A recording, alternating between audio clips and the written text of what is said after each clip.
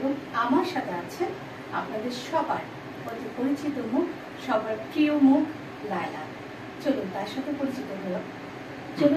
পরিচিত হওয়া যায়। লায়লা কেমন আছেন? আলহামদুলিল্লাহ ভালো। আপনি কেমন আছেন? ভালো আছি, এবং আপনাকে দেখে বেশি ভালো আছি।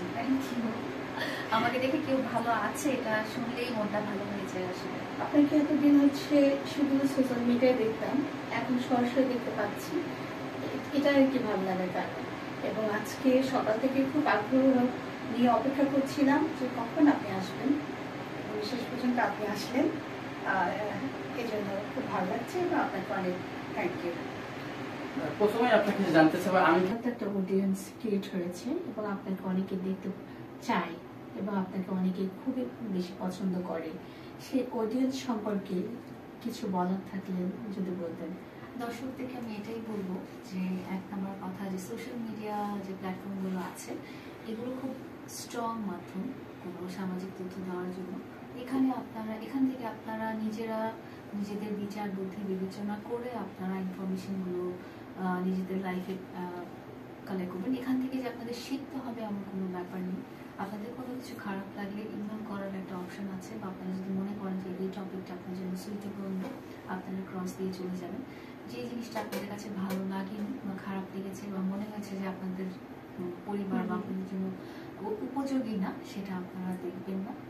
আর আমাদের লাইফটা all in a sudden social মিডিয়াতে চলে এসেছে, তো এটার জন্য যদি আপনাদের ব্যক্তিগতভাবে কোনো রকম খারাপ বা নেগেটিভ ইম্প্যাক্ট পড়ে আপনাদের লাইফে, তার জন্য আমি এবং ইসলাম দুজনেই অলওয়েজ ক্ষমা প্রার্থী। তো আমাদেরকে ক্ষমা সুন্দর দৃষ্টিতে দেখবেন, আর সবসময় ইসলাম আমাকে ভালোবাসার মধ্যে রাখবেন। তো আমি টম ক্রুজের খুব মানে কি বলবো ফ্যান, ডাই হার্ড ফ্যান। এত ভালো লাগলো, অ্যামেজিং লাগলো। ফার্স্ট মুভিটা দেখলাম টপ গান দেখার পরে